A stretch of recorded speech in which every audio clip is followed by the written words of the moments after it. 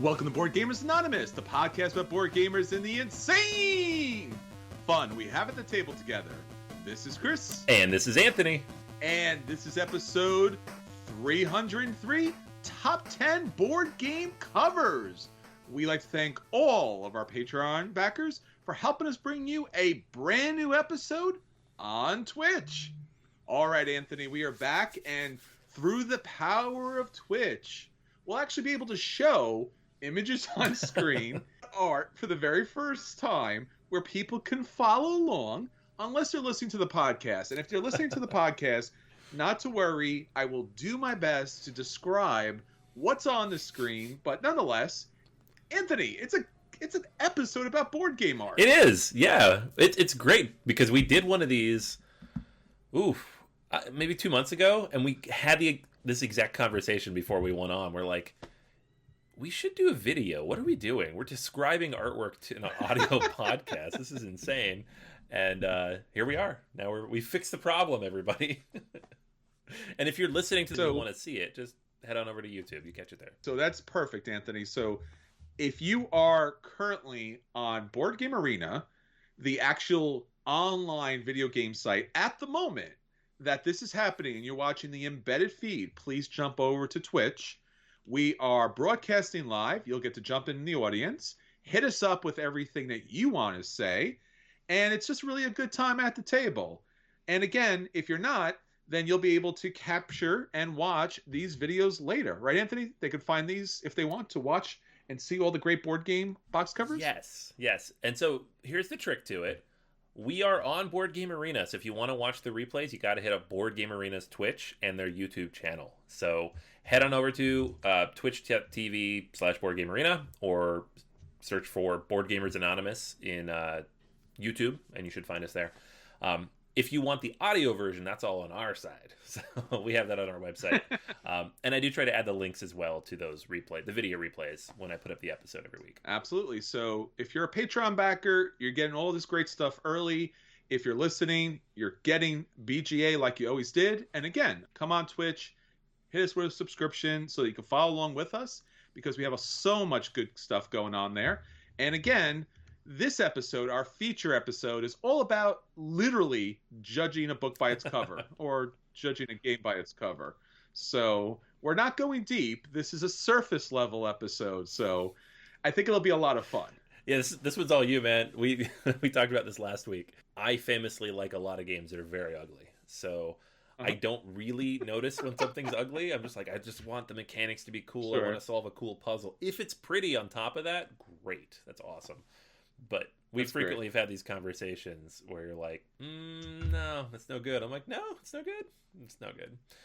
So, well, to be fair, you do play 18XX games. So, to be double fair, some of the new ones are actually quite nice looking. 18 Chesapeake, that is pretty. They are. I give you that. So that will be our feature review. So stick with us, and if you want to hit us up in the chat, do so. Let us know what some of your favorite covers are. But Anthony, there's so much stuff going on with BGA, and we want to let all of our listeners and our viewers know all about that. There's so much happening. Anthony, tell everybody about all the stuff that's happening. All the stuff. Do it now. Get on it. Do it. Tell it. All right, so I did not grab a slide for this, but I think we mention it every week, so you're going to find it. TeePublic is a website that sells t-shirts and hoodies and mugs and all sorts of cool stuff with our logos on it. And you can just go there and buy stuff, and it's awesome. And because it's December, most of it is on sale right now to some degree. I think it's Wednesday, Thursday, Friday every week. They have like these sales before Christmas. So if you want BGA merch, like we're wearing right now, or the BGA Live, you can head on over there. You just find the link on BoardGamersAnonymous.com, click merch at the very top, and you'll be able to choose from any of the various logos that are up there. So check that out. If you purchase on those days, I think it's up to like 35-40% off. So good stuff. Absolutely. Everything's on sale right now. These make fantastic gifts for any gamer in your life. And again, they have been superiorly crafted in such a way that you do not have to feel like an extrovert loving board games, but nonetheless, it expressed to everyone that you want to get a game to the table, so you will talk about board games despite being the awesome introvert that you are. So That's all very good stuff out there. Anthony, but beyond Board Gamers Anonymous, t-shirts, hoodies, and all the other kind of fun stuff, we have another thing that we do on Wednesdays. And actually, in fact, if you're listening to it, it's Wednesday. It's right now. Weird. It's tonight. Somewhere around there. 2020's been hard, dude. Man. Don't even ask me about time anymore. Monday's a Wednesday? It's no good. It can be sometimes. So BGA Live, that is our weekly live show, or I guess our other weekly live show on Board Game Arena. And in this one, we actually watch or play through games from Board Game Arena. This week on 12/9, December 9th, 8:30 p.m. Eastern, you're going to catch Alhambra, episode 14 of the show. So make sure you check that out. We will be up at 8:30, the same time as we run this show, and you'll be able to watch Russ and several of our listeners and viewers and friends hop on and play a game of Alhambra. We'll talk through it. It's one of my favorite games, actually, so I'm looking forward to this one quite a bit. Mm-hmm. Absolutely. So hit us up. Our Game Master Russ will be putting that together. Wednesday, when you listen to this, it's dropping 8:30 p.m. Eastern Standard Time. Again, just like the podcast and just like the live feed, they're both available online. So you can watch all the great goodness of games going on, if you don't happen to be live. All right, Anthony. So that's what's going on with us. And we are talking about so much great stuff that's happening. Let's talk about the most important people out there, our listeners and viewers. What's our question of the week? Question of the week this week. I asked everybody, what game would you most like to see a new expansion for? We talked about our favorite expansions not too long ago. And so I figured, sure, why not talk about some new ones? And I was mostly inspired by the ridiculous amount of money I just paid for the Twilight Imperium expansion. Oh no. Legitimately more than almost every game I own, just for the expansion for this other game. So, but it's cool. It adds a lot of cool stuff for, the future when we can play games again like that. So we're going to go ahead and talk through a few games that people mentioned on our Facebook page. This is one of the places you can go to answer this question. We post these 2 or 3 times a week as the question of the day on Facebook and Twitter. So facebook.com/BoardGamersAnonymous or twitter.com/BGA podcast. And if you answer a question, there's a good chance we'll read it out here on the podcast or on the other show on BGA Live, because we do this twice. Ooh. Twice. Kicking things off is one that I fully agree with, because this is one of those like low-key, really good games that was maybe hot for like 10 minutes and then disappeared. And that's Ethnos. So Gary mentioned this one on the Facebook page. Ethnos is one of the very few games that plays quite well with 6 people, right? It does a good job with a large group of players. It's area control, but it also has this kind of drafting style mechanic where you're drawing different cards out, not drafting, but like Ticket to Ride style, where you're just pulling different cards and trying to build combos in your hand to be able to go down and do things. And each of those races that you will use to place your tokens on the board is different. It has a special power of some kind. But they've never released any new ones, except like one promo, which is impossible to find, because it's CMON and that's what they do. So a full-blown expansion with like 4 to 6 new factions would be amazing. Well, Anthony, speaking of board game covers, I think we should take half a second to mention how super metal the Ethnos cover is, with like these massive fantasy races just slamming into each other and hardcore action. And then you open the game box and it's like the most pedestrian abstract game you've ever seen. Yeah, talk about misleading. And it's from CMON, so you see this cover and you're like, oh, look at all these miniatures I'm gonna get. And it's this tiny little box and they're all cards, and you get that artwork on the cards, but it's the same artwork for every card for each faction. It's a shame. They went and got John Howe to do the artwork, just classic fantasy artist, and the cover is amazing. But that's about it. Yeah, that's it. I mean, again, just great cover. I mean, you just want to own that game, but nothing inside looks like the outside. But the game's real good. Love the game. The game's good. Ooh. Fort. There we go. Fort is a game that we've talked about like a dozen times already since it came out. We reviewed it a ways back. I don't remember exactly what episode, but we both gave it a buy. It's fantastic. My kids love it. Chris, I know you love it. It's way up in your top 100 now. And several people on the list, or who wrote in, Drew included, wrote, Fort seems really good. There's a ridiculous amount of potential here. I don't think the Yes. rest of the world loves this game as much as we do. So I agree. just based on the ratings on BGG and some of the other reviews I've seen, a lot of people are like, I wish there was more. And I could see that. Like, you want there to be a little bit more. I don't think that's the point of the game, but I think it would be cool if they did add more. No, I agree too. And I think Leader Games already mentioned that there is an expansion in the works. I haven't seen Leader Games do a giant expansion. So I don't know if we'll get like a $30, $40, $50 expansion that's kind of like blow the game up. I'd like to see that because I think it's a great game. But like you said, Anthony, it doesn't really thematically play out that way. You know, again, great artwork on the cover. I mean, it's just so indicative of what you see inside. And it's just about kids playing around and making friends and building a fort. So I don't know what else you could do to make it bigger. I think there's a lot of great games out there, and they just don't get to the table and they don't get the exposure that they deserve. Right. So it's a bit of a shame. Yeah, I think this one definitely would have been a little hotter if we'd had convention season. If this had come out at Gen Con, I think it was probably supposed to, it would have gotten played a lot. You know, Russ in the chat saying he wants Fort the expansion, more toys, more pizza. So I toast him for that because I think that's a good idea. That'd be really cool. All right, so next one on the list here, we had a mention from Jeremiah. Oh, yeah. The Godfather, Corleone's Empire. This was an Eric Lane game that came out, I believe, 3 years ago. And it was really good. It was this clever kind of card-driven area control game taking place in New York, you know, mostly Manhattan, but also parts of Brooklyn. And I really enjoyed it quite a bit, but it did get old fairly quickly. I feel like I played it 4, 5, 6 times. I don't remember exactly how many, but enough that I was like, I've seen what this game can do. And more importantly, the people who I played with in my game group were like, we've seen what this game can do. So it has not been played since. We played it a bunch of times over a 2-month period, and then it's been in storage since then. So I would love to see more content. You know, I don't even remember how much they pulled from the sequels, if anything, but just more. Just figure something out. I don't know. Yeah, I think beyond the cover, and I guess this is going to be a whole box cover episode, but this is also very true for the game.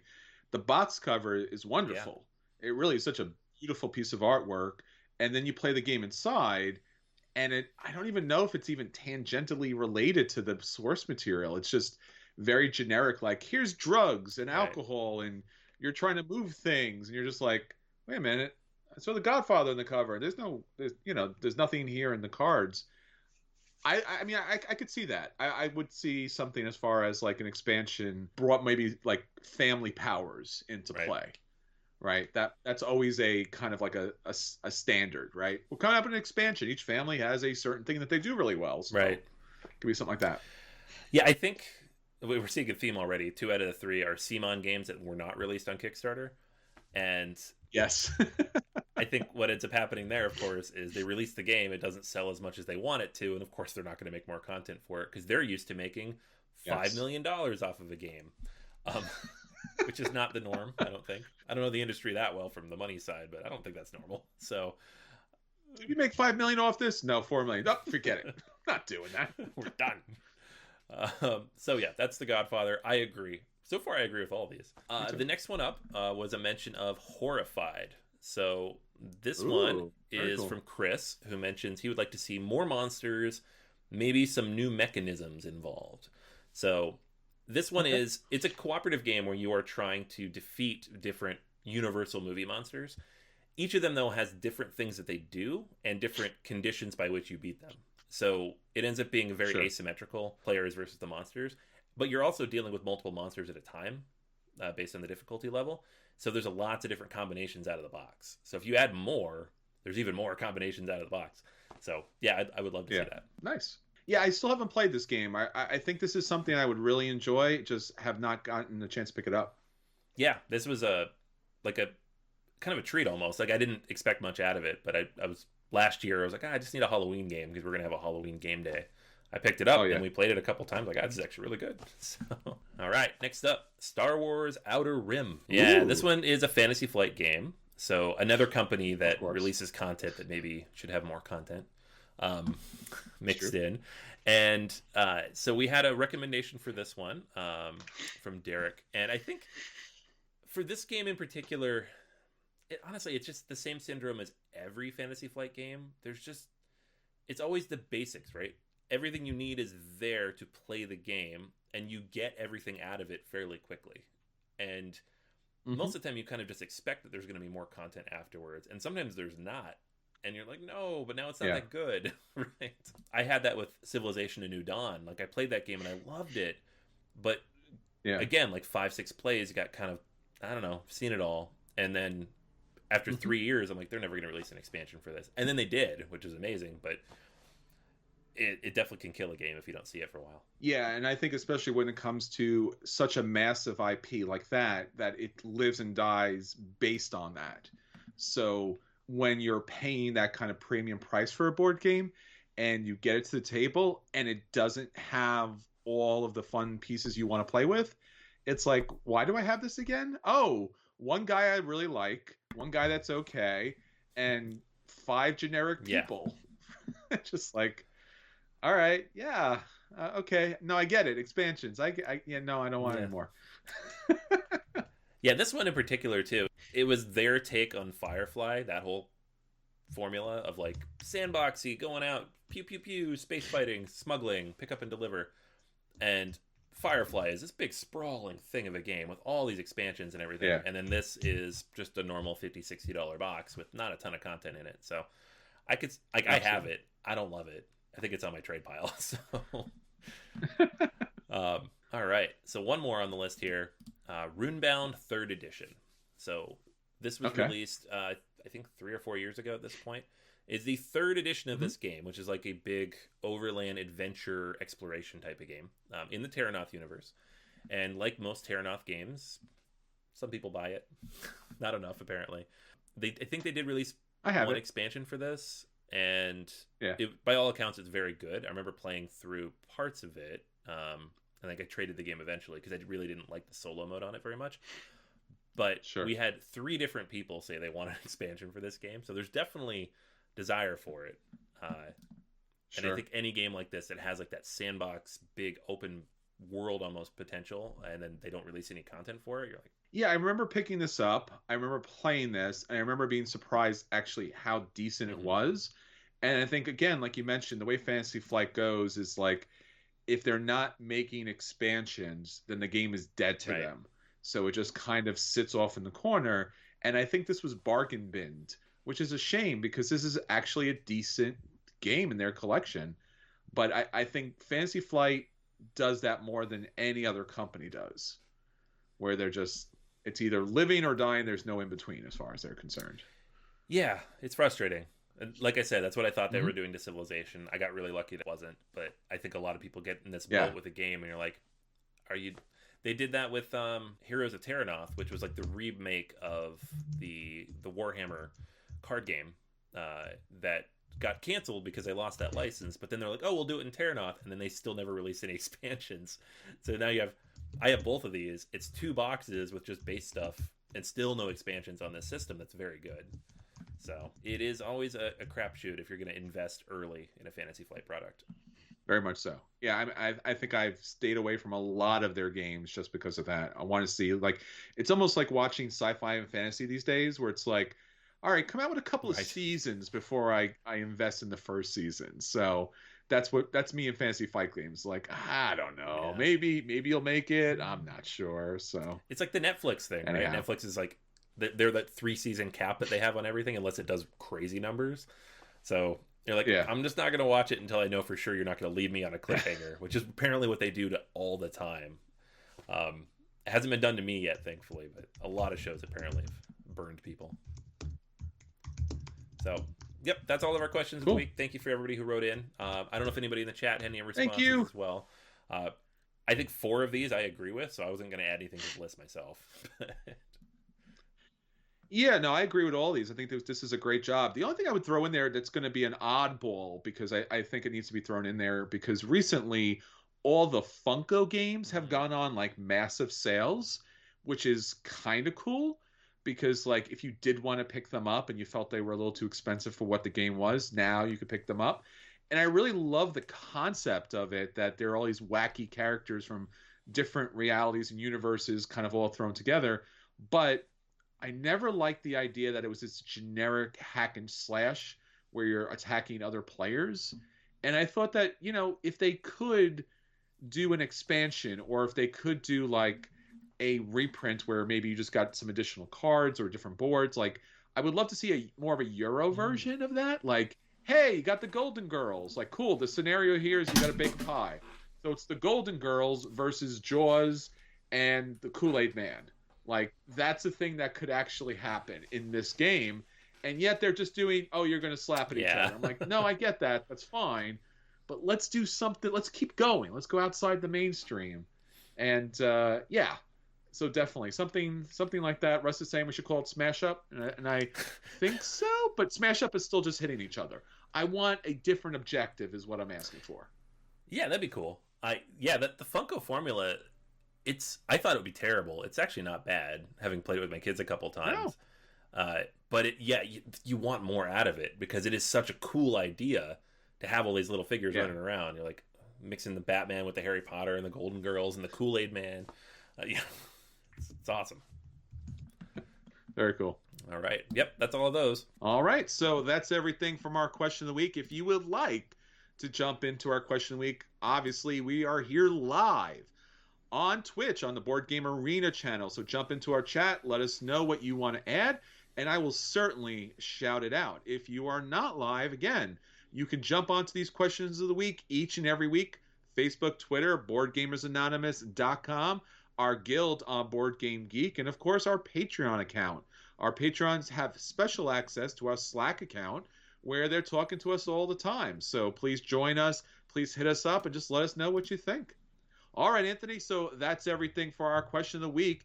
It's been a while because it's been special episode back to back to back to back, but we're actually doing some acquisition disorders. We haven't done this in a long time, so I had to pare down the list. My first one coming back that I wanted to talk about is Merv, the Heart of the Silk Road. This is from Osprey Games, Fabio Lopiano's new game. And this has been the top of the Board Game Geek hotness for a few days, so I don't think I'm discussing anything here that's like a hidden gem that nobody's seen yet, but I was very excited about it, so I was going to talk about it anyways.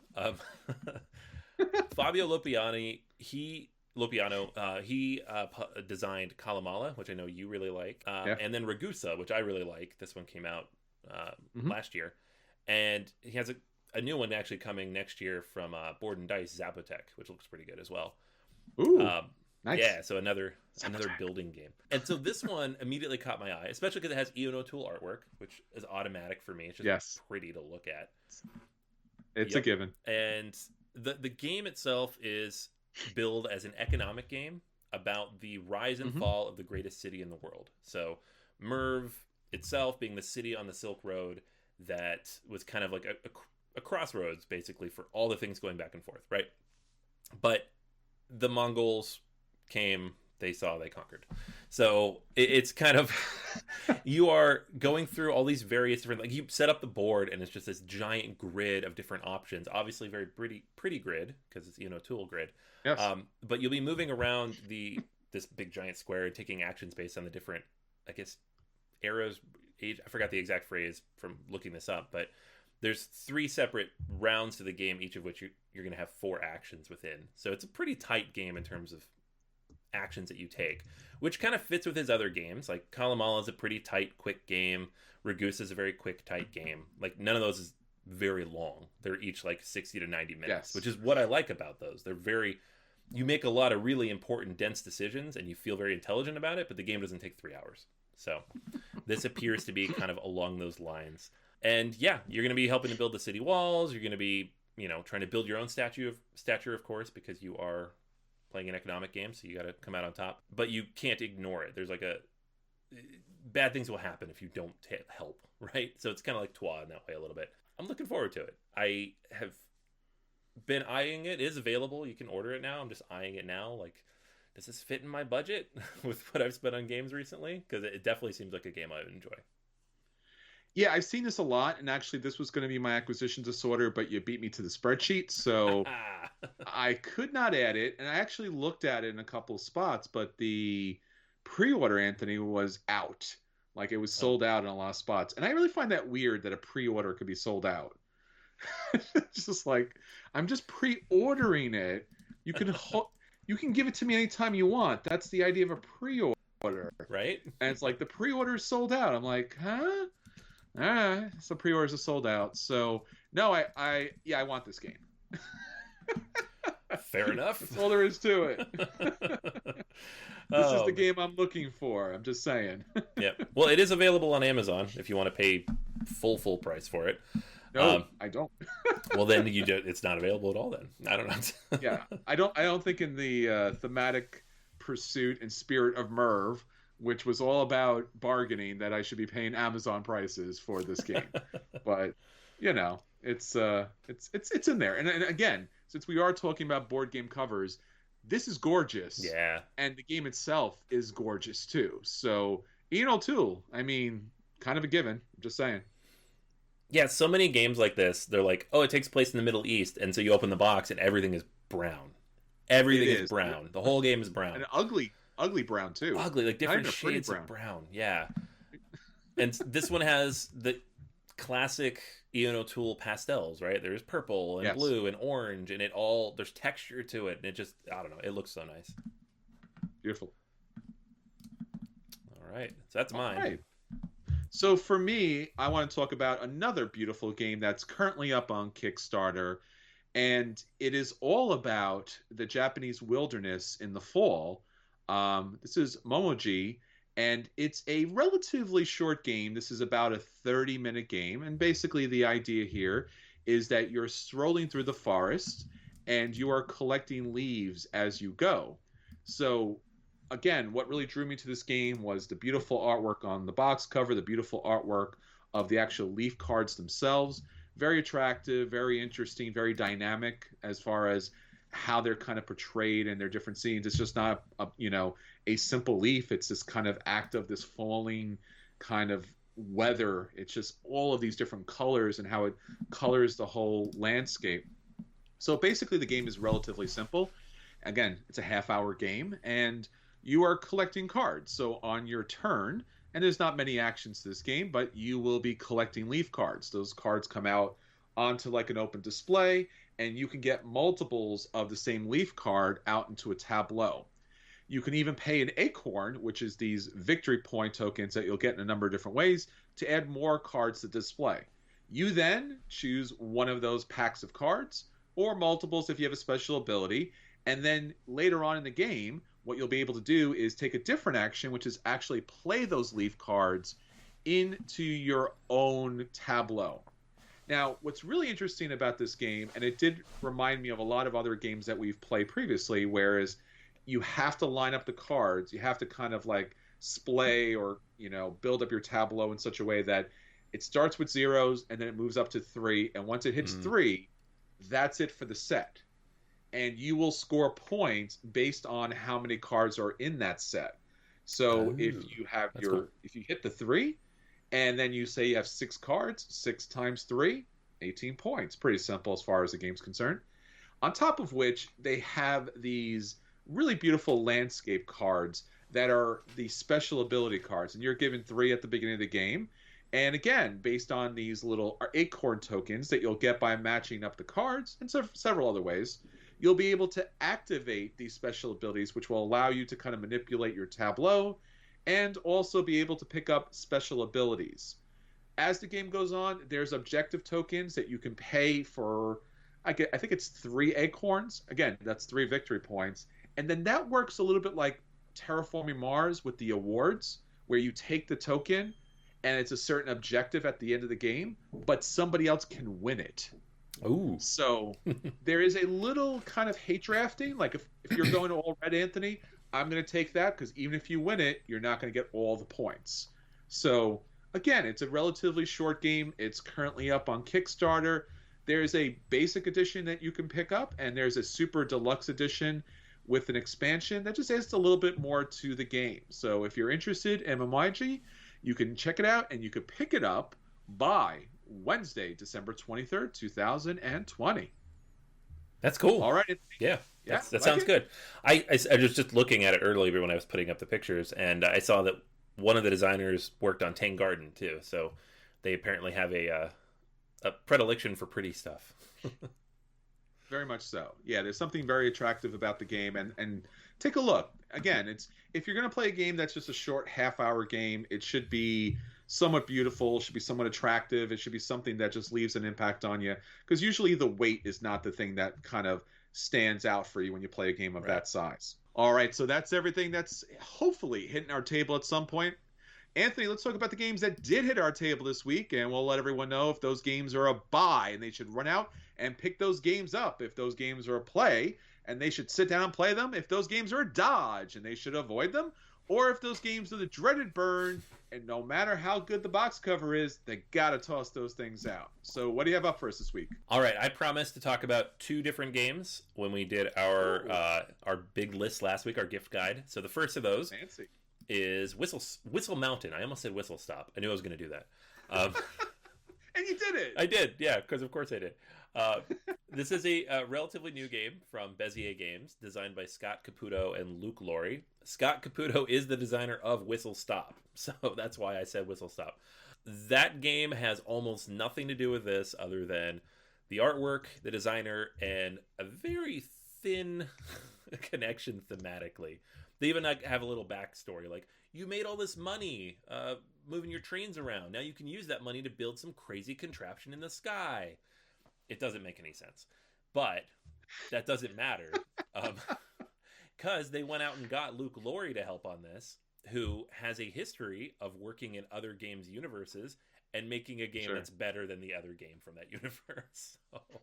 So, Luke Laurie, of course, is the designer of Manhattan Project Energy Empire, which is one of my top 100 games of all time, and unfortunately was called Manhattan Project: Energy Empire, because the game is fantastic, but doesn't really have much to do with Manhattan Project other than the little meeples.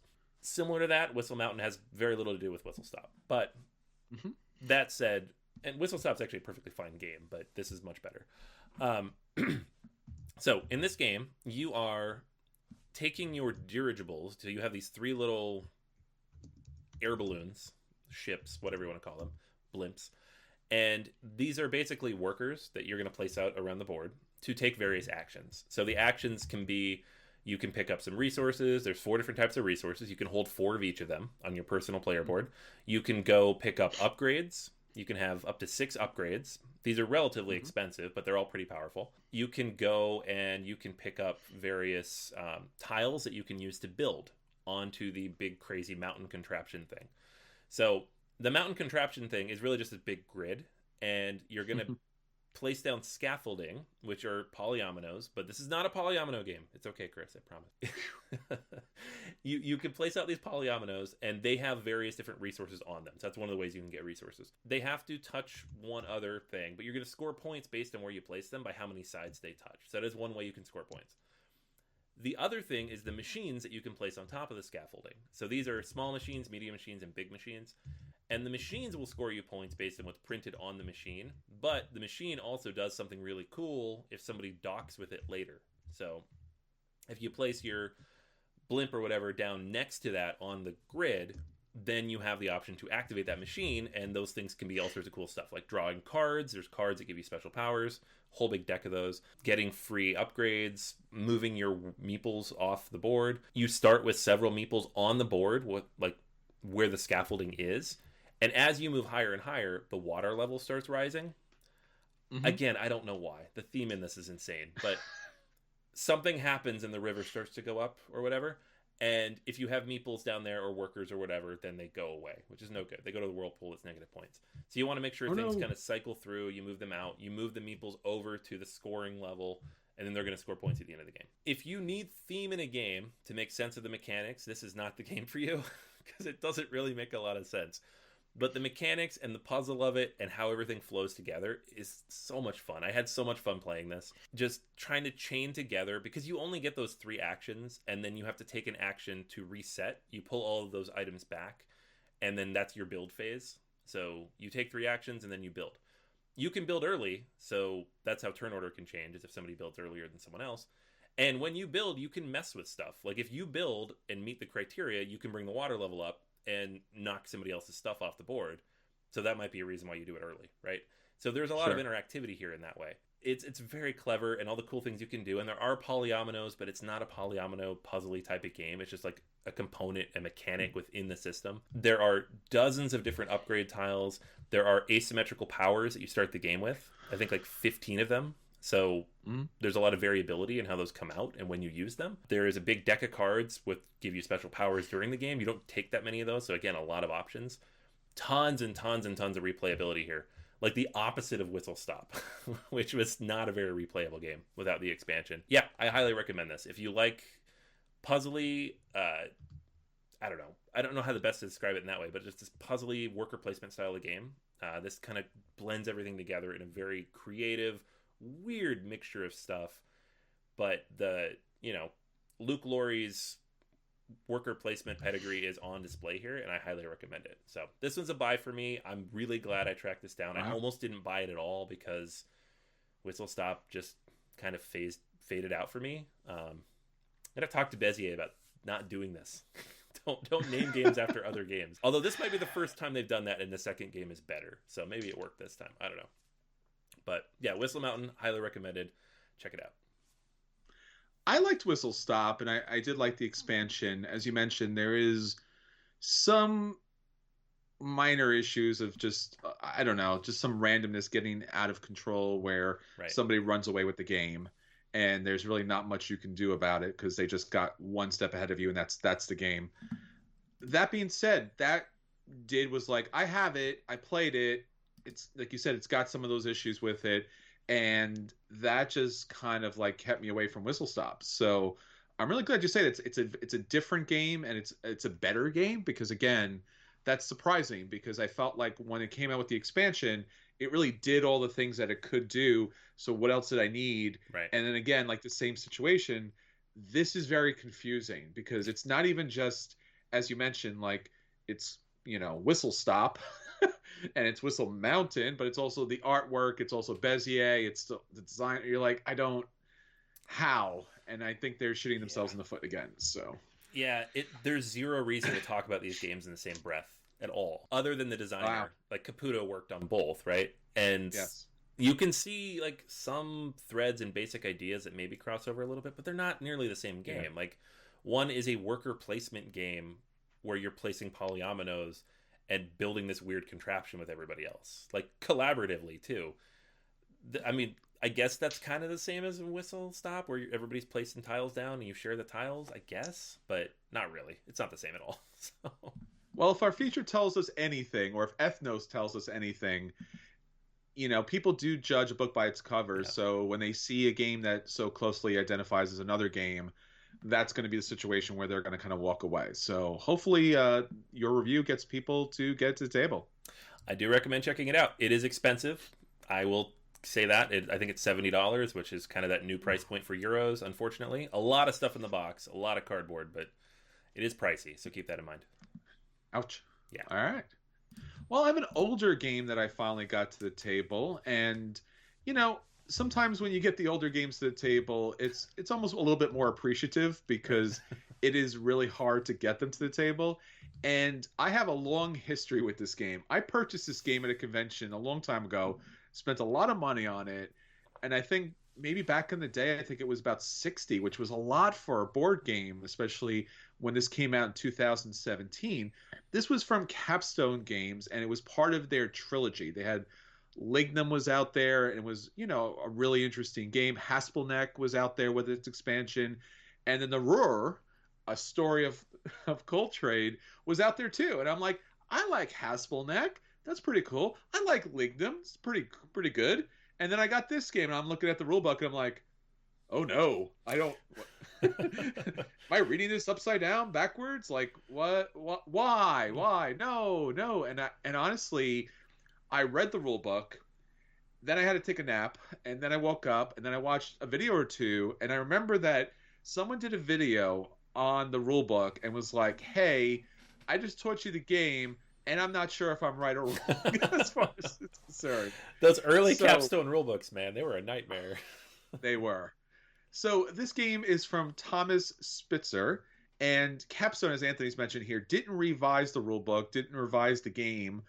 The actual board game does come with the Ohio map, so it does play a different way if you want to play Ohio 1811 to 1861. And one of the things I should mention here is that this game goes through a lot of effort to retell the story of the coal trade. This is not just a like, hey, you're moving coal. This is really an attempt to talk about the long and storied history of the Ruhr and of the Ohio River and how they had to go about moving the coal and all the economic problems and challenges that they had with it.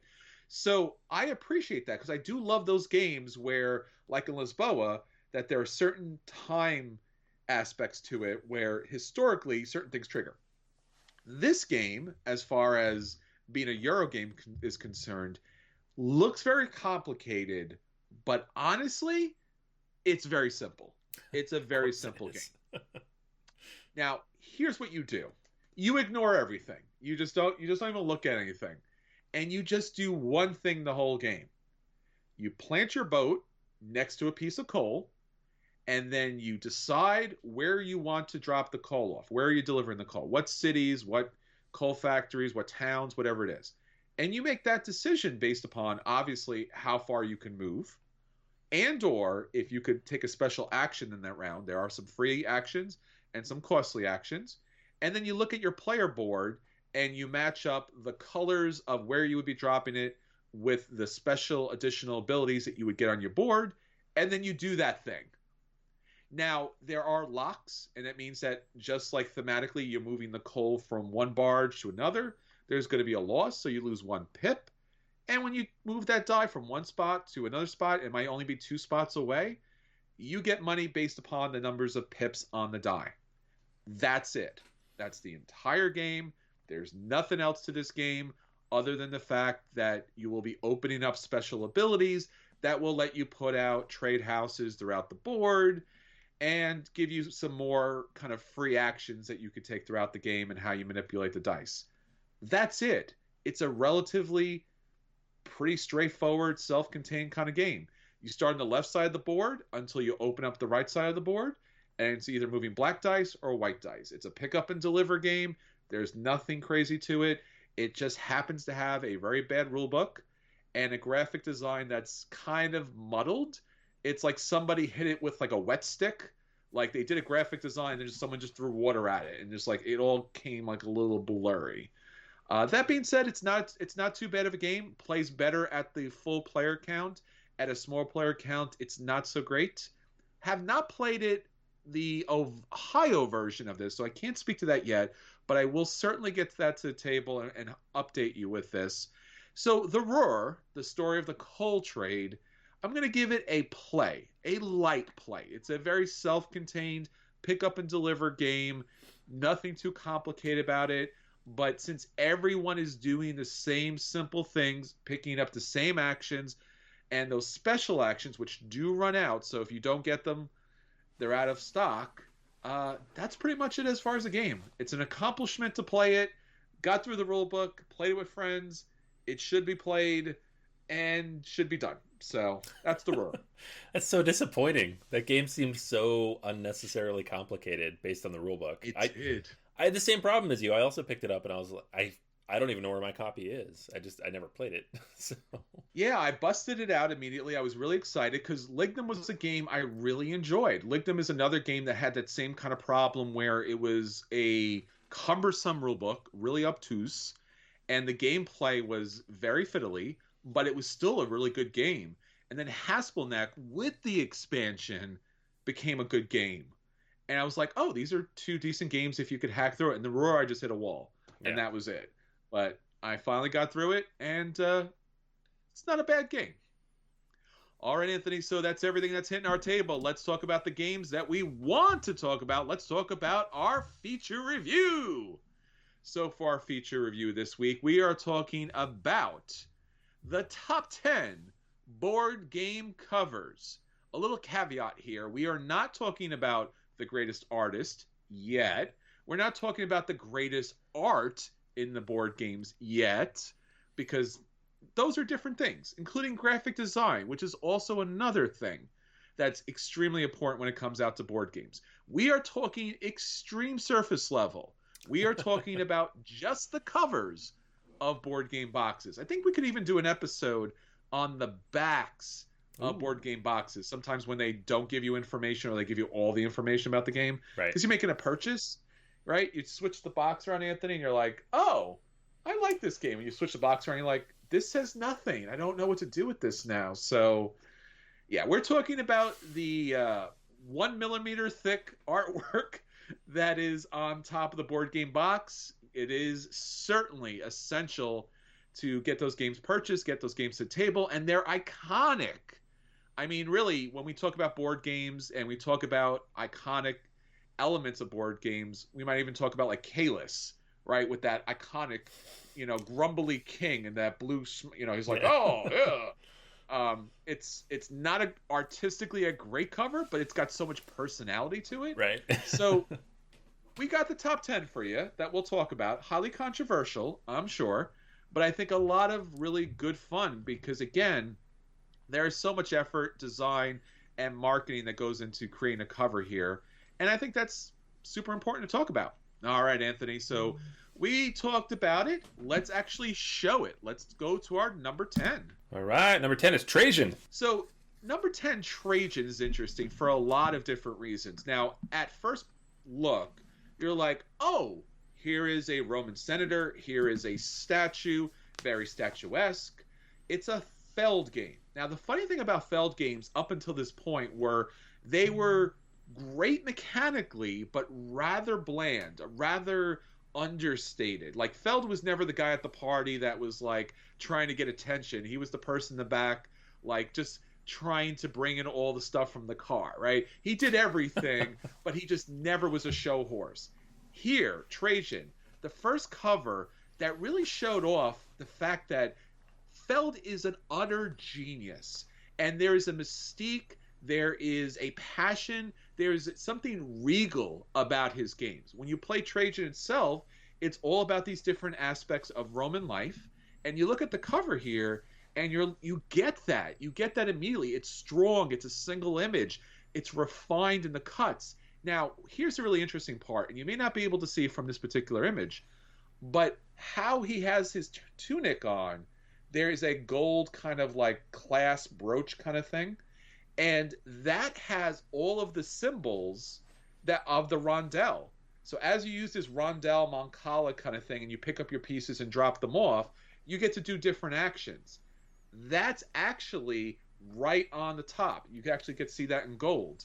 So in that one simple image, you're getting the regal nature, the genius, the brilliance that is Stefan Feld, finally, for once, in a board game cover, and yet at the same time, brilliantly and very subtly, here's actually what the game is all about, and it's right on his shoulder to show off to everybody. That's our number 10, Trajan. That's cool. I didn't actually know about the rondelle thing. That's awesome. Mm-hmm. Yeah, you can see the symbols on it. It's awesome. Yeah. All right, number 9, Frenzy. Frenzy is a really interesting game. This was actually a reprint as far as the game is concerned, and especially the cover from our friends over there, Quinn Games. What I like about this cover, and so many of their covers, is that they make them in such a way that they're supposed to be lined up, they're supposed to be organized. This is the ultimate decorative design for their game. Now, when you look actually at the cover itself, it's beautifully designed, it's outlined, it's showing a regal kind of presentation of what you're going to be doing in the game. So basically in this game, you're building these wonderful towers, and you could see here's the architect with his wonderful scroll, and you could see the different pieces kind of coming built together. And then, of course, in the background is his wonderful design. The woman here is lovingly and adoringly just passionate about his artistic work. He's so proud of it. And you even get a scroll on the bottom because this game is all about these scrolls, all about these designs. So in one piece, in one beautiful artistic piece, this wonderful kind of like Romanesque Renaissance work of art, you get the idea that you are imparting on a wondrous long-term architectural design that is lavish and beautiful and gorgeous and just intelligently designed and loved by the public. And you just look at this box and you're just like, I want to play this game. I want to be the architect in this world that's building this wondrous design. And again, it harkens back to days of old, but it shows you right there that it's actually something that has been created. So that's our number 9, friends. Number 8 on the list. We couldn't go with a list like this without Rising Sun. Yeah, and again, it's really hard because Eric Lang's games, and they're all about battling, and it's all about these unusual characters and these gods and these monsters fighting it out, and all these warring tribes and these Ronin, and it's so much of a thing. And what I love about this cover, of course, is that they are using the Japanese characters. They do have the Rising Sun band there. It's so different than any other board game cover that we've seen. And what you assume would happen, and it kind of happens here, is you'd think we would get an ethnos kind of cover with all these warring kind of mythological characters fighting it out. You do get that, but in that very traditional Japanese style. You get that they're almost like a watermark. They are playing a part in history. And then you have this one figure standing out, separate, one of the clans, and just beautifully decorative. The art, the color, everything that's in here is just wondrous. And in fact, when Rising Sun came out, one of the greatest things about Rising Sun was the fact these miniatures were so well detailed. And the paint jobs that came away from this was just amazing. So here you have the overstatedness of Rising Sun in its beautiful artwork and design and mythological characters, and yet it's also at the same time pulled back and focused on your family and your clan trying to reign supreme. And that's our number 8, Rising Sun. So pretty. Yeah, it's not even my favorite Eric Lang game, but just this cover, every time I see it up on my shelf, it's still way at the top of my shelf, even though I never play this. And I'm just like, man, it's so good. I just love this. All right. So beautiful. The other beautiful Eric Lang, these are, but these two in particular, with Adrian Smith working on the artwork. Number 7, Blood Rage. Blood Rage. So again, if you're going to have a game that's literally called Blood Rage, then you need to have a cover that's literally Blood Rage. Yeah. So you throw it out there, and now you have to do the art to kind of match. And that's really a daunting situation. So again, you have this one proud, raging Viking who's coming straight out of the box to attack you. Yeah. And behind him is Ragnarok happening. The fire, the lava, the lightning, the smoke, the ash, the destruction. So much of the game right there on that front cover. Again, this could be one of those situations where it's overdone. There's too much here. But again, they take the same kind of artistic depiction, and the visualization here is again about this one clan that is trying to rise from the ashes to reign supreme. And that's really what this game is about. You are trying to control those areas. When you battle out and you bring everything to bear, it happens for that one clan, that one warrior that will stand supreme. And dude, this is a metal cover, right? Why isn't it? It's like, this is like from a metal group like back in the 80s or back in the 90s from like Germany or something like that. Right. It's got the skull on it. It's got the crow on it. I mean, it's just awesome. It's so good. Blood Rage, our number 7.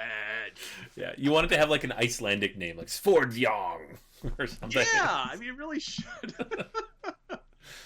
All right, moving on to number 6, Wiz War. Wiz War. Now, Wiz War has had several reprints over the time, and Wiz War goes way back to the traditional Amerithrash games, where it was all about just attacking each other until you were the last wizard standing. So again, it was all about these old school high fantasy sci-fi situations with these powerful wizards that are just, again, very 80s metal kind of like, fantasy and science fiction and all that kind of crazy, outrageous artwork.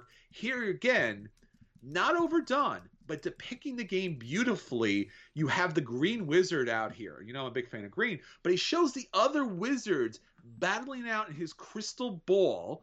And then you have all of these kind of like mystical and magical and all of these different potions and special abilities and monsters and beasts in the background that he's going to be able to deploy in the game. And again, it has that situation where you're drawn into the cover because the wizard and you are gazing into this crystal ball, and it has this kind of like just ever so slightly off to center perspective that really does draw you in. Like, you do have to turn and just like peer in. It's not straight at you, it's off to the side. And that's really a wonderful depiction about Wizwar. And even, I should mention the topography here. Just how everything is laid out is wonderful. How the characters here are just so indicative. They didn't waste any part of this artwork here. Even all the lettering, the fonts, and everything. It's just wonderful. That's our number 6, Wizwar. Wizwar. I'm gonna say them all that way now. You might as well. All right, number 5, Covert. Covert. So let's talk about games that are the opposite of the Rising Suns, of the Blood Rage, of the Wizwar. Let's talk about Covert, and a very covert game. So what we're looking at here is London at night, the beautiful lights in the back, peering through and enlightening the fog, a light mist that's in the background, as our main characters, or at least one of our main characters, is leaning over the rails as they're, from a distance, they see somebody out there. Now, are they friend or are they foe? We all know that these are spies, but which side are these spies on? And again, this is a very low-key, beautiful cover, just really soft artworks. The blues and the golds here really stand out. The characters are in shadow, but there's enough detail and there's enough interest in all of these characters in the building that really kind of gives you the idea of this kind of spy versus spy world where you're just trying to pass along information if possible and hopefully not get it to the wrong person. I mean, we see modern day classics like Codenames, and it's almost very kitschy. It's almost like very Austin Power-ish. Right. And when you see Covert, you're like, oh no, this is the spy trade. This is what they did and how they went about it. And it's just such a warm, interesting, dynamic image that, again, because the main characters are in shadow, you do want to peer in there more. You do wonder what they're about, and it's very similar to the gameplay itself. Yeah, this one's really pretty. And very different than most board games these days. This could definitely be on so many different books out there, too. Oh my gosh, yeah. Yeah, it looks like a book cover. In particular, because of that art style. All right, number 4. This would have been my first pick, too. Like, I know you put a lot of this together, but I was like, wow, what's a pretty looking Scythe, right? It's got to be Scythe. But in particular, Rise of Fenris. Why Scythe, the Rise of Fenris, made it to number 4 was because there's something unique about the artwork here.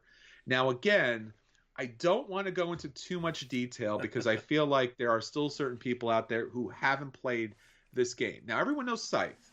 Everyone knows this kind of like alternate universe, World War I kind of situation in like an alternate kind of European kind of world.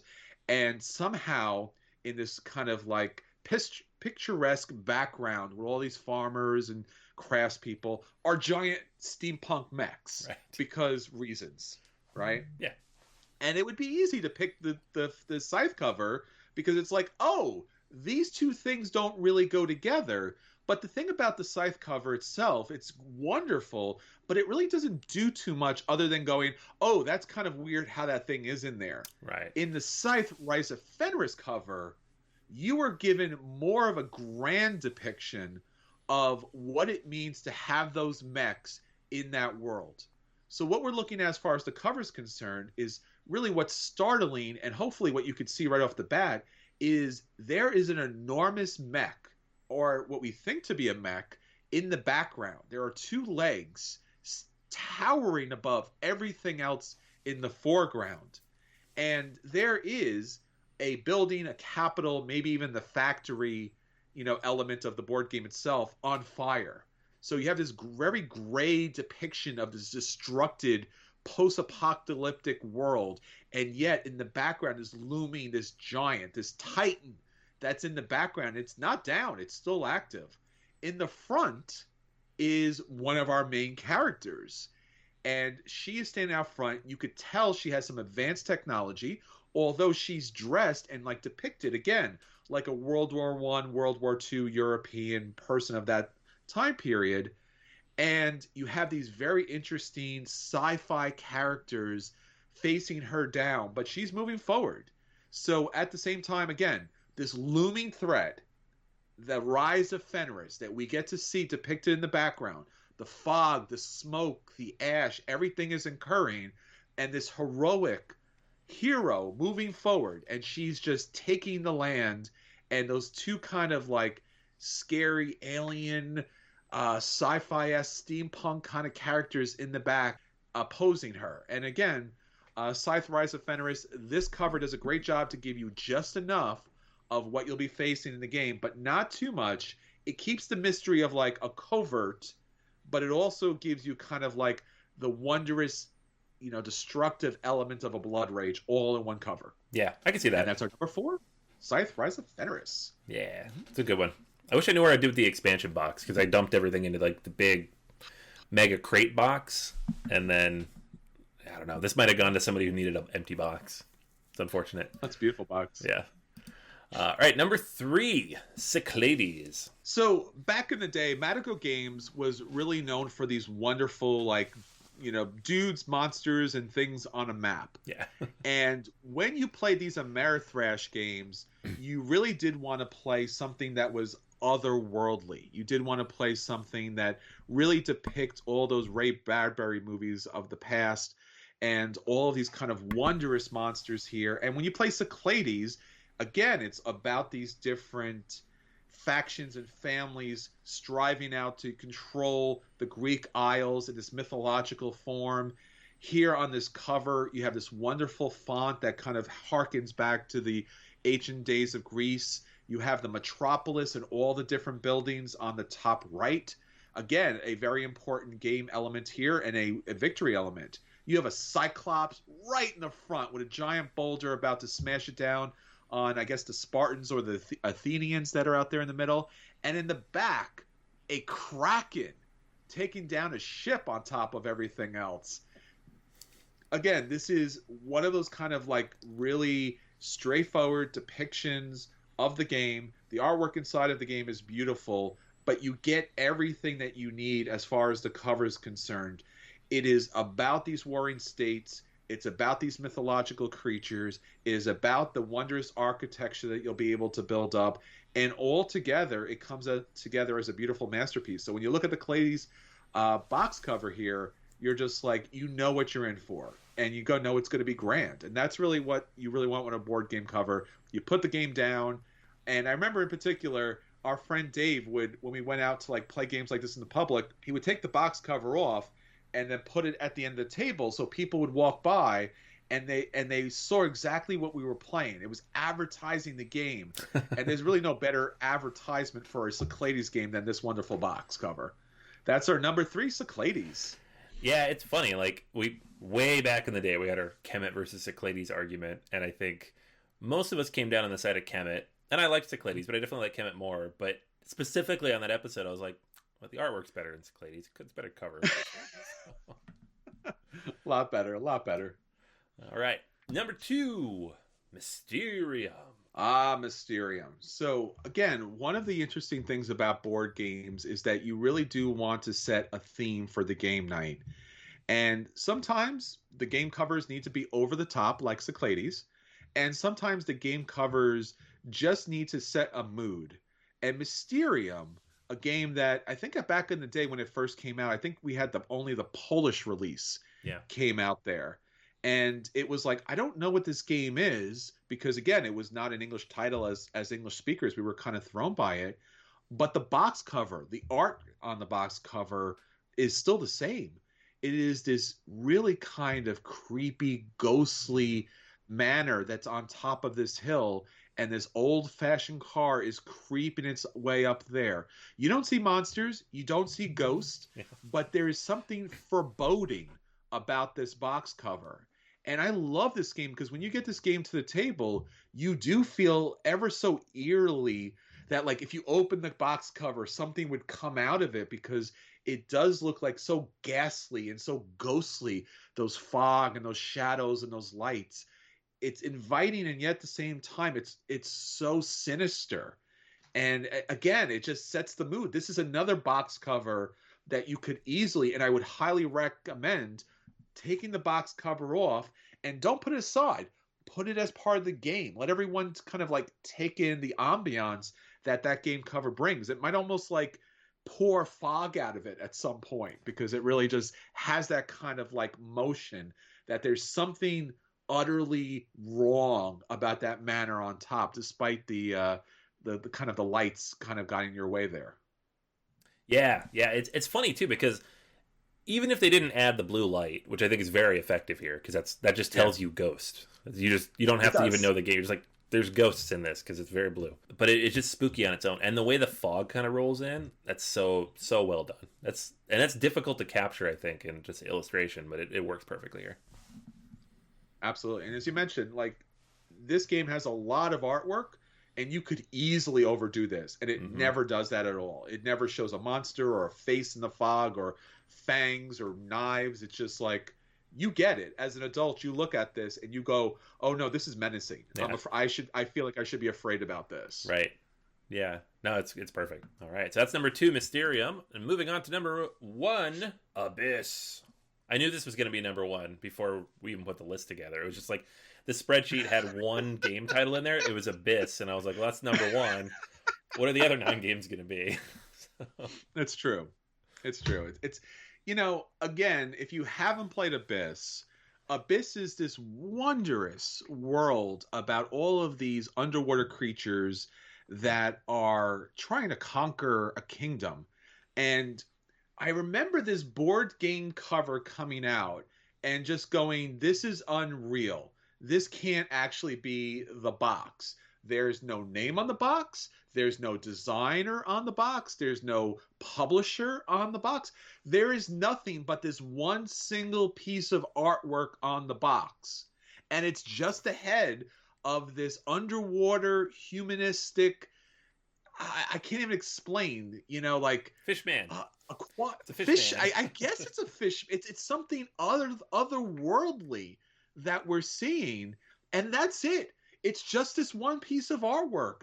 It's dark and it's deep, and again, like, it's not just even a solid picture of the face, because it kind of fades out into the dark waters. It's almost as if you went down there and you saw this face come up at you.